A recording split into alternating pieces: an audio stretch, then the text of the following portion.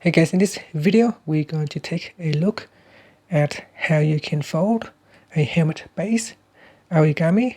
So first I'm going to have the paper facing this way. Then we're going to fold it in half.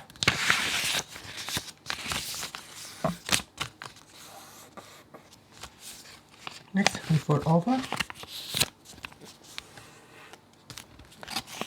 And then fold down like that.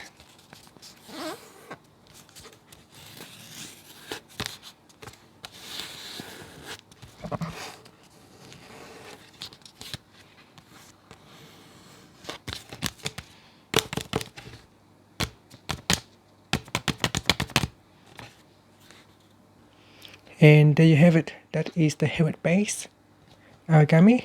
And let's just unfold it this way now. And I'm just going to unfold it so you can see it back in reverse. And that's it. Thank you for watching this video. Please subscribe to my channel for more videos.